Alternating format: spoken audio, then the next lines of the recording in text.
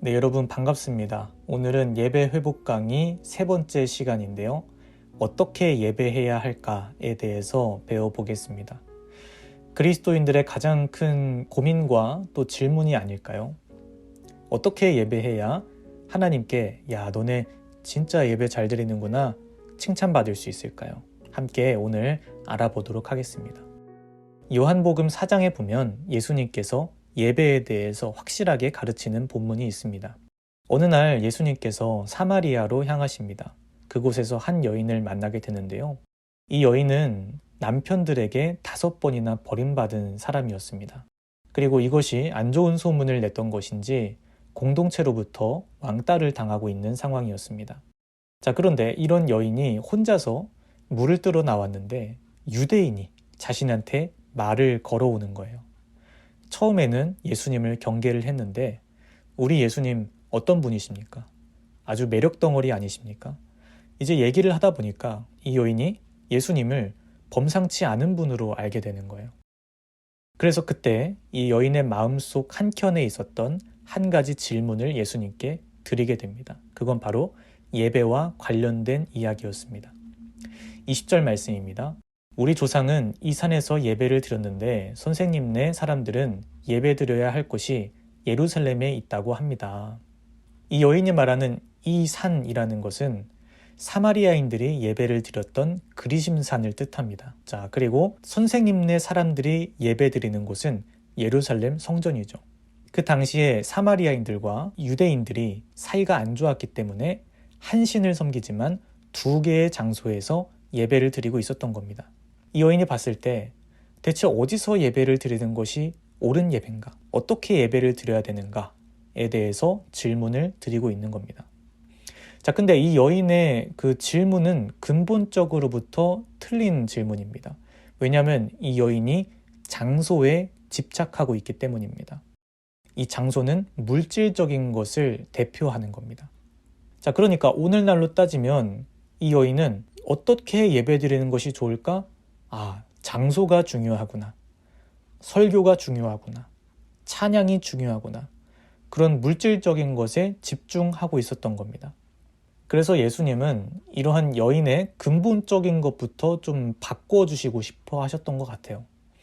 그래서 21절 말씀에 이렇게 말씀하시죠. 너희가 아버지께 이 산에서 예배를 드려야 한다거나 예루살렘에서 예배를 드려야 한다거나 하지 않을 때가 올 것이다. 그 전까지만 해도 어디서 예배 드리는가는 중요했었습니다. 그러나 그게 중요하지 않을 때가 올 것이래요. 이 때라는 것은 예수님께서 십자가에서 죽고 부활하시는 때를 의미합니다. 자, 그러면 예수님의 십자가 죽음과 부활 이후로 예배의 패러다임이 바뀌었다는 건데 어떻게 예배를 드려야 되냐? 24절 말씀입니다. 하나님은 영이시다. 그러므로 하나님께 예배를 드리는 사람은 영과 진리로 예배를 드려야 한다. 예수님께서 물질적인 것에 사로잡힌 여인의 마음에 못을 박습니다. 하나님은 영이시다. 영이라는 것은 물질적인 것에 포함되는 분이 아니라는 거죠. 자, 그러니까 하나님은 영이신데 물질적인 것으로 그 하나님을 만족시켜 드리려고 하는 것만큼 어리석은 일이 없다는 겁니다. 자, 그럼 어떻게 예배를 드려야 됩니까? 영과 진리로 예배를 드려야 된다. 여기서 말하는 영이라는 것은 성령을 뜻하고요. 진리라는 것은 하나님의 말씀 또는 예수 그리스도를 의미합니다. 자, 그러니까 이 말을 쉽게 풀이하자면 물질적인 것에 집중하지 말고 하나님께 집중하는 예배를 드려라.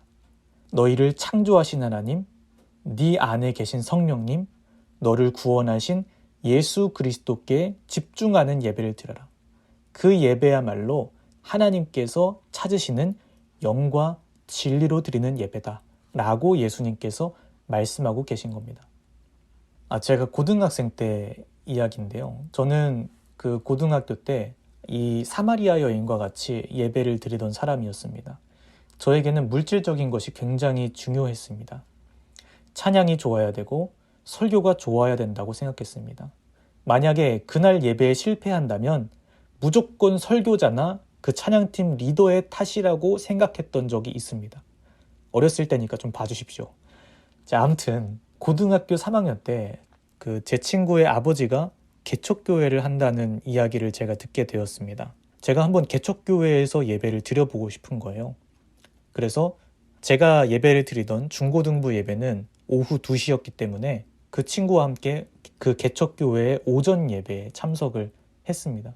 저는 그때까지 약 1000명 정도 되는 대형 교회에서만 신앙생활을 했기 때문에 그런 개척교회에서 예배드리는 건 처음이었습니다. 자, 근데 딱 갔는데 어떤 조명이 있거나 사람이 많거나 화려한 세션이 없었습니다. 그저 제 앞에 보이는 것은 제 친구의 가족들, 한 5분 되셨던 것 같아요. 이렇게 5분이서 예배를 드리고 있었고요. 그럼에도 불구하고 매주마다 주보를 한 15장씩 뽑아놓고 있더라고요. 저는 그 모습을 보고 처음 보는 광경이었기 때문에 굉장히 충격을 받았습니다. 그래서 저는 물질적인 것에 집중하는 사람이었다고 했잖아요. 그래서 내가 여기서 어떻게 예배를 드려야 될까 그런 걱정을 가지고 자리에 앉았습니다. 그런데 함께 예배를 드리던 제 친구의 가족들이 이제 예배 시간이 되니까 모두 하나님께 집중하기 시작하는 거예요. 기도 시간에 울면서 기도를 하고 찬양 시간 때 너무나도 기쁘게 찬양을 하는 거예요. 설교 시간 때 귀를 쫑긋 세우고 그 설교에 집중을 하고 설교를 하시는 목사님도 회중들이 그렇게 많지도 않지만 너무나 열정적으로 말씀을 선포하시는 모습을 봤습니다.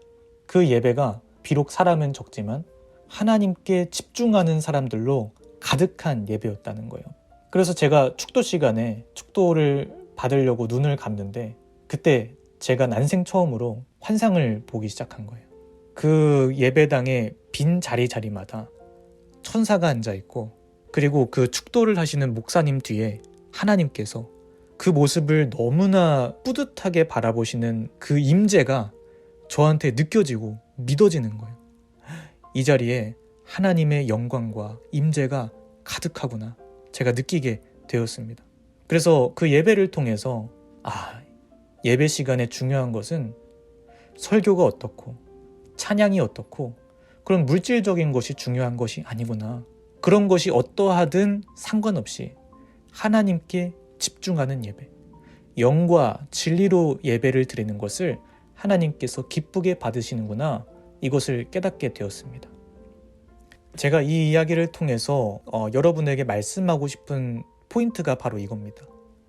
여러분, 우리가 예배를 드릴 때 물질적인 것에만 치중하진 않았었습니까?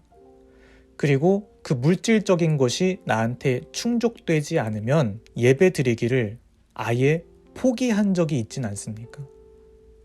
혹은 예배 시간에 찬양이 어떻고 설교가 어떻고 기도가 어떻고 그렇게 예배를 평가만 하고 정작 하나님은 예배 드리지 않았던 경험이 있지는 않으십니까? 만약에 여러분에게 그러한 경험이 있다면 저는 여러분에게 단호하게 말씀드리고 싶습니다. 예배의 중심은 물질적인 것이 아니라 우리 하나님 아버지십니다. 그리고 하나님 아버지는 그 물질적인 것이 어떻고에 따라서 임재하시는 분이 아닙니다.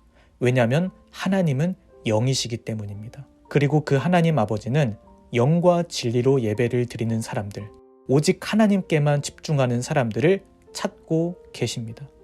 바라기는 우리 리빙스톤 교회 가족 여러분 모두가 오직 예배 시간에 하나님께만 집중을 하셨으면 좋겠습니다.